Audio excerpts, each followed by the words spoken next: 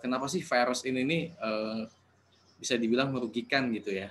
Nah, pada kali ini juga tapi kebetulannya kurang enak ya.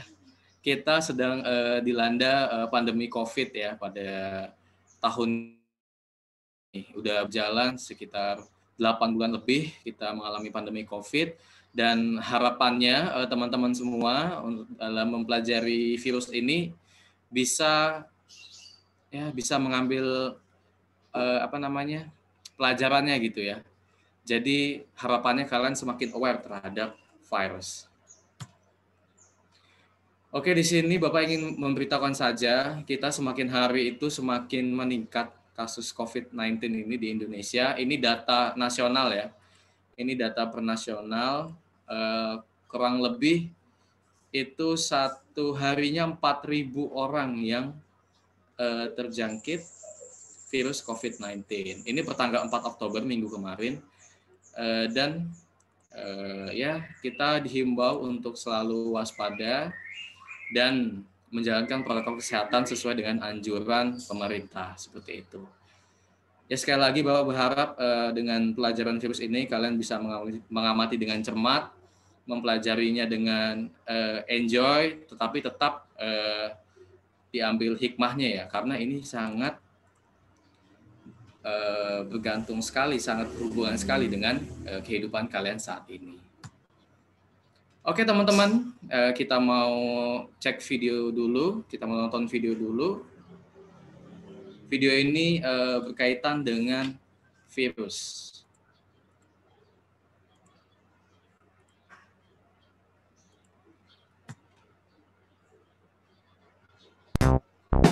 Apakah suara terdengar? Dengar tadi ya? Tadi dengar Pak. Oke. Silakan disimak ya.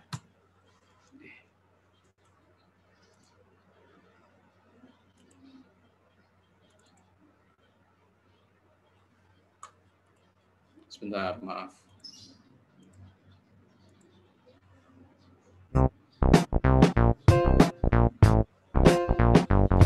I'm a virus, an infectious particle, an anathugger pirate, the genuine article, Ebola, chickenpox, West Nile, influenza, yellow fever, AIDS, herpes, zoster coming right at you. I'm not a cell, not an independent organism, don't even have my own metabolism.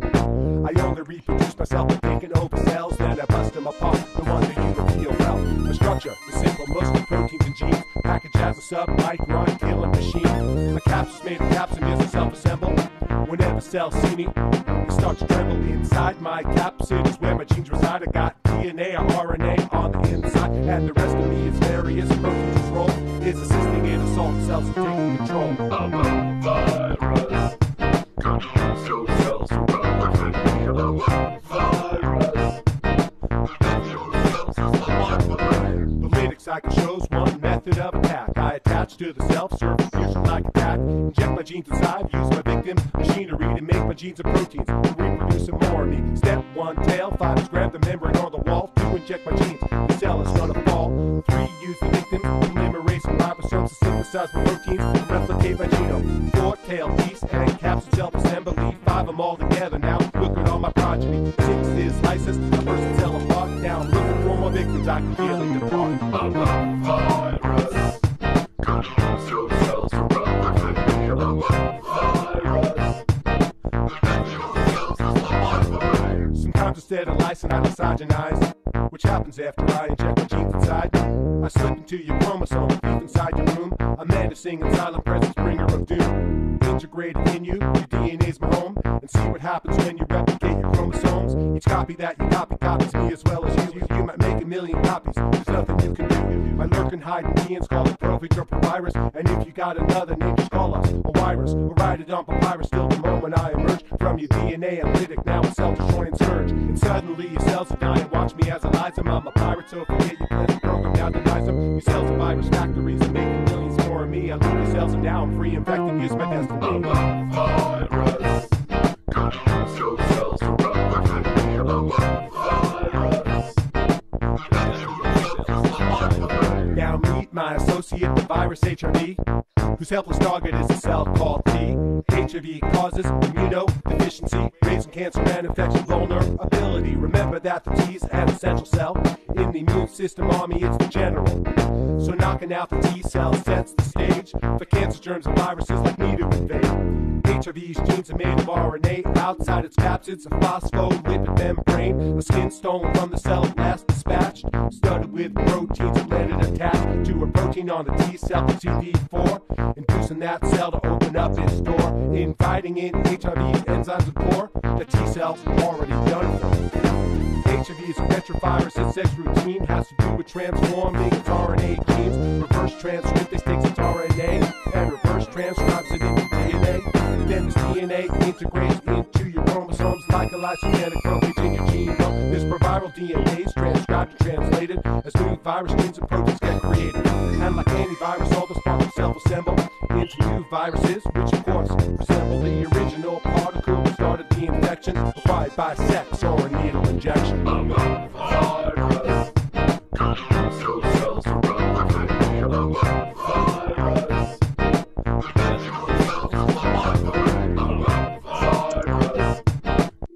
Oke, baik teman-teman semua, tadi sudah dijelaskan terkait dengan video virus. Jadi video virus tadi itu kurang lebih sudah mencakup semua dari apa yang akan kita pelajari pada bab virus ini.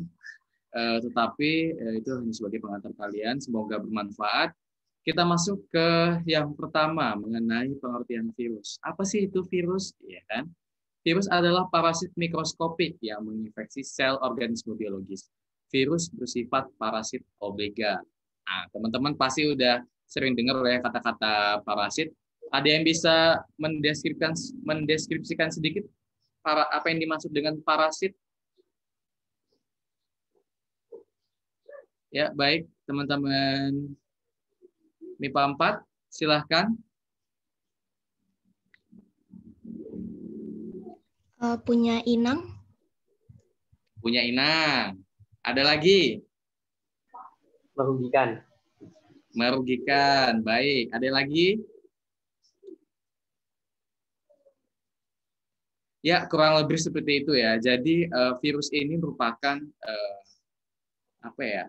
Bisa dibilang makhluk hidup yang merugikan yang akan diinangnya. Jadi virus itu kan dalam penginfeksiannya dia tidak bisa berdiri sendiri ya, dia harus menginfeksi makhluk hidup lain dan pastinya merugikan makhluk hidup itu dan bersifat parasit obligat. Maksudnya obligat itu adalah virus ini menyerang makhluk hidup yang pastinya masih bisa menjalankan metabolisme.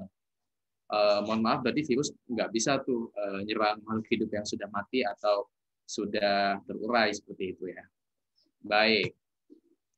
Kita masuk ke ciri-ciri virus. Yang pertama, dalam tubuh virus terkandung salah satu asam nukleat, DNA atau RNA saja.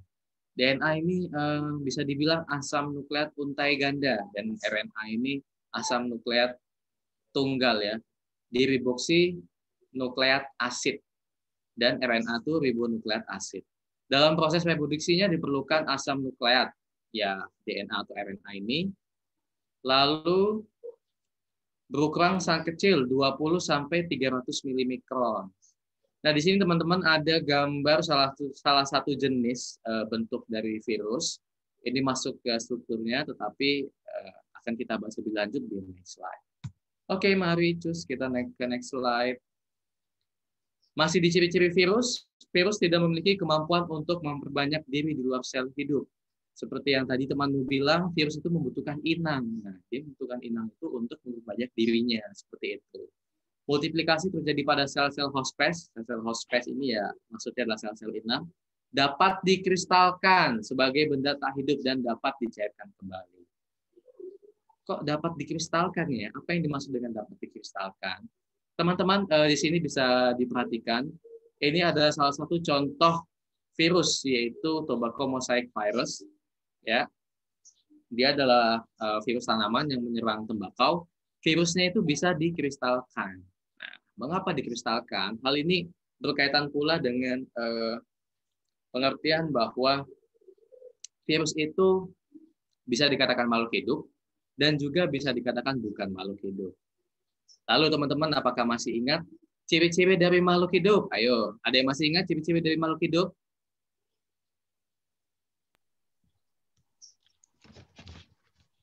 Halo teman-teman IPA 4, ada yang masih ingat ciri-ciri dari makhluk hidup?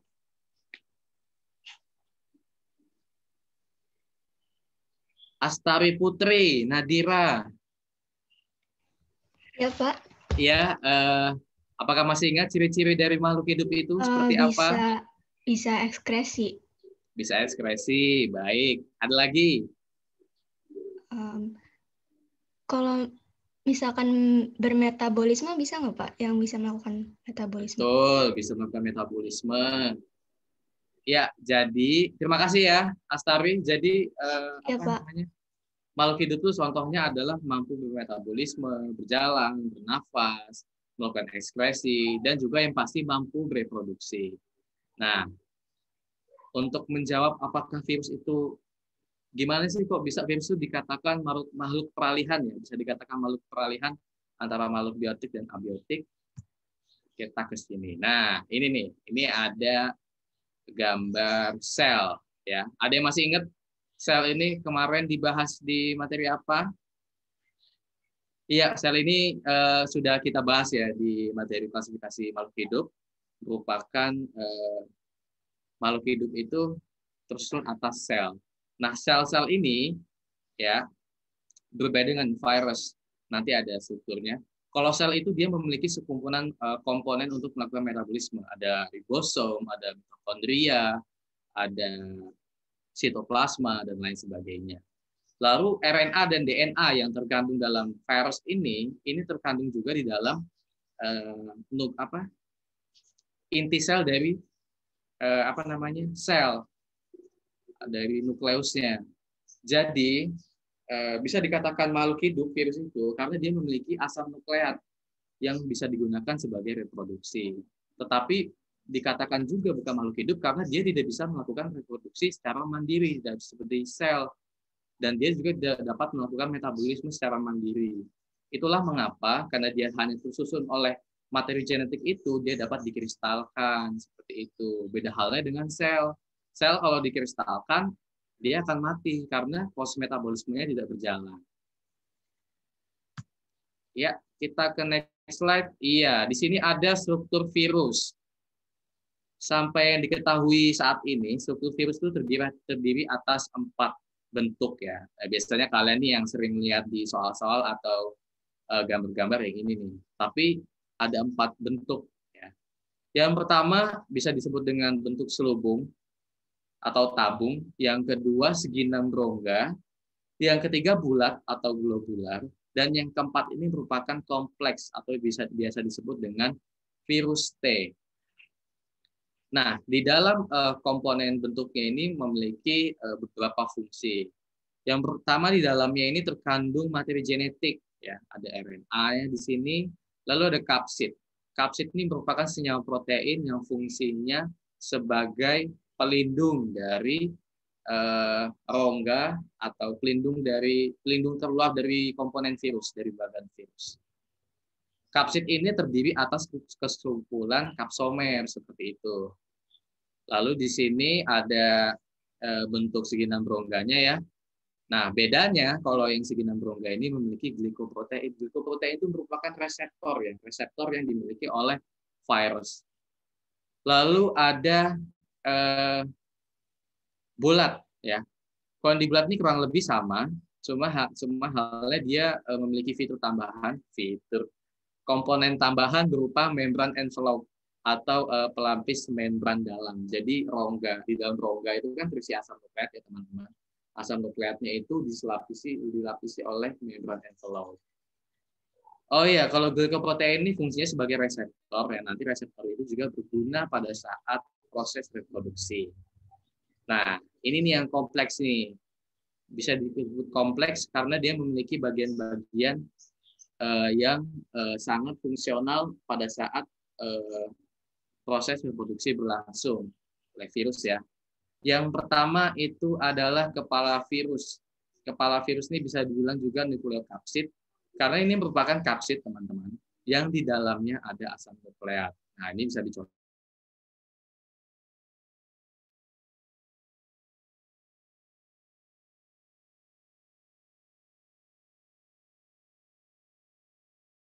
Proses reproduksinya, asam nukleat ini akan disalurkan melalui selubung ekor. Lalu ada serabut ekor. Nah, serabut ekor ini bukan kaki yang ngomongnya ya. Ini merupakan serabut ekor. Dia fungsinya bukan buat jalan, tetapi sebagai reseptor juga. Jadi di sini nih ada serabut-serabut kecil yang isinya juga glikoprotein sebagai reseptor. Nah, ini ada contoh-contohnya. Kalau yang selubung ada tobacco, ini adalah adenovirus. Adenovirus itu virus kanker ya teman-teman. Ada influenza dan ada bakteriofag atau virus yang menyerang bakteri. Kita masuk ke struktur virus. Nah, virus itu dibedakan berdasarkan jenis asam nukleatnya. Kan tadi dibilang virus itu hanya mengandung satu jenis asam nukleat. Ada DNA dan ada RNA. Nah, virus itu terbagi atas dua jenis ini teman-teman. Lalu ada contohnya, kalau virus DNA itu adalah penyakit cacar, varicella zoster, nama virusnya. Lalu virus RNA itu ada penyakit flu atau influenza virus.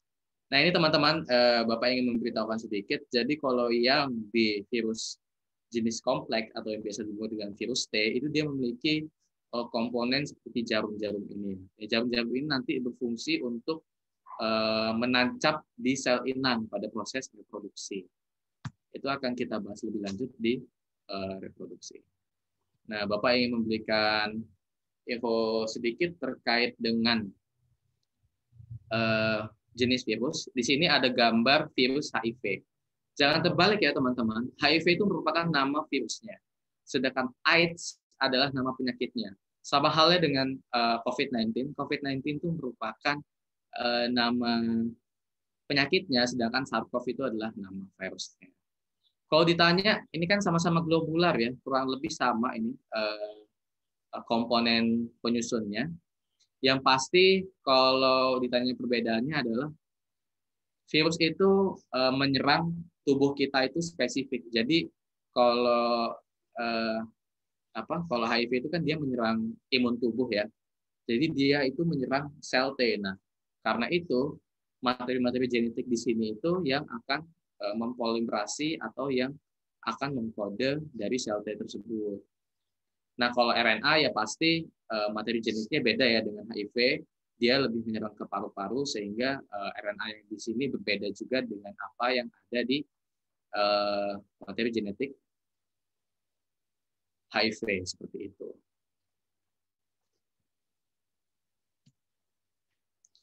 Ya, kita kembali lagi masih di struktur virus. Nah, ini teman-teman. Bisa dilihat di sini ya. Ini merupakan bakteri, ya kan? Bakteri ini besarnya segini nih. Ini adalah sel darah. Nah, ini virus nih. Kecil sekali. Nah, itulah mengapa virus disebut dengan makhluk hidup mikroskopik. Dan tidak semua mikroskop bisa melihat dari virus ini. Kan ada tuh jenis mikroskop ya. Ada mikroskop cahaya, ada mikroskop elektron. Nah, yang bisa melihat virus ini itu adalah mikroskop elektron. Karena kurang lebih ratusan kali lebih kecil ukurannya daripada bakteri, yaitu sekitar 20 sampai 300 milimikron. Itulah mengapa teman-teman ya semua, kita dianjurkan untuk selalu menggunakan masker 3 lapis. Ya, kalau tidak salah ada berita terbaru masker scuba tuh yang bentuknya simpel banget itu kan sudah tidak bisa dianjurkan sebagai masker standar ya. Jadi kalau bisa masker 3 lapis ya, karena sangat kecil sekali ukuran dari virus itu. Dan teman-teman biologis juga kalau sudah membaca di buku paket kalian ya, pada saat itu ilmuwan sekitar tahun 1880 atau 1890-an itu belum tahu itu yang namanya virus. Semua penyakit itu taunya oleh ilmuwan adalah disebabkan oleh bakteri. Tetapi pada saat ingin melakukan penelitian terkait dengan virus TMV tadi itu yang menyerang tembakau, itu dia disaringlah menggunakan saringan keramik ya. Tetapi pada saat disaring, seharusnya saringan keramik ini kan fungsinya untuk menyaring bakteri ya, agar bakteri itu tidak bisa lewat. Tapi masih ada komponen yang lewat seperti itu. Nah, barulah diketahui bahwa virus ini juga bisa menyebabkan suatu penyakit. Seperti itu. Jadi tidak semua bakteri. Oke, baik. Ya, mungkin sampai di situ dulu materi kita pada kali ini. Sekiranya teman-teman biologis ada yang ingin disampaikan atau ada yang ingin bertanya, silakan jika ada yang ingin bertanya.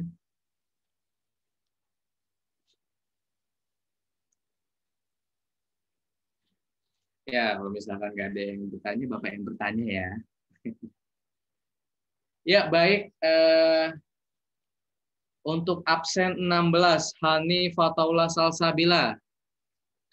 Halo Hani. Ya Pak. Iya Hani. Mohon maaf ya, Bapak ingin bertanya sedikit. Tadi sudah dijelaskan bahwa virus itu kan tergolong atas 2 jenis ya, berdasarkan asam nukleatnya. Nah, bisa disebutkan virus apa aja? Yang ini bukan Pak, RNA, DNA, nggak tahu Pak, saya lupa. Iya, betul. Jangan ragu-ragu. Oke, Pak. Ya, jadi virus itu tergolong atas 2 ya, DNA dan RNA, berdasarkan struktur asam nukleatnya. Lalu siapa nih? Terima kasih Hani atas jawabannya. Ya Pak. Nadia Hana Prabawahyuda. Halo Nadia, apakah ada Nadia? Halo Nadia. Wah, kemana nih Nadia nih?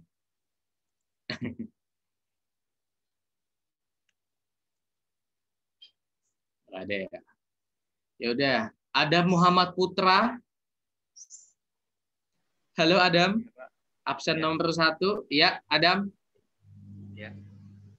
Oke, baik Adam. Mohon maaf Bapak ingin bertanya sedikit Adam. Tadi temanmu Hani sudah menjelaskan bahwa virus itu tergolong atas 2 jenis berdasarkan asam nukleatnya. Ada DNA dan RNA. Lalu pertanyaannya adalah, apakah di satu virus itu tetap mengandung kedua asam nukleat ini? Apakah hanya salah satu? Salah satu aja, Pak. Oke, betul sekali. Terima kasih Adam atas jawabannya. Baiklah, mohon maaf teman-teman karena kita dibatasi oleh waktu yang ada. Jadi sampai sini dulu pembelajaran kita.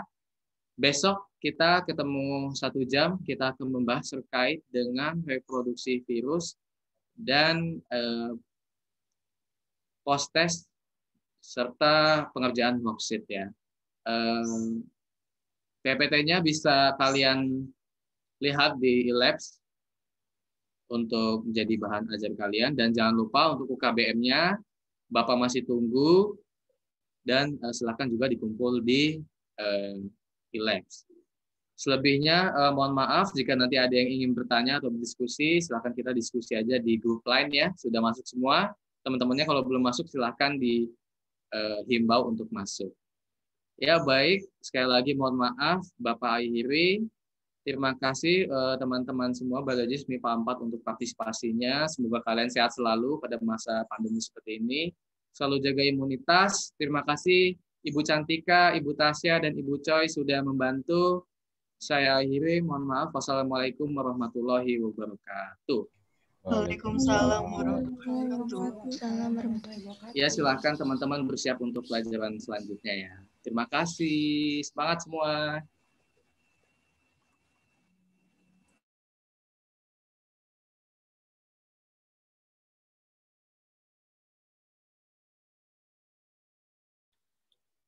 Pak Dendi.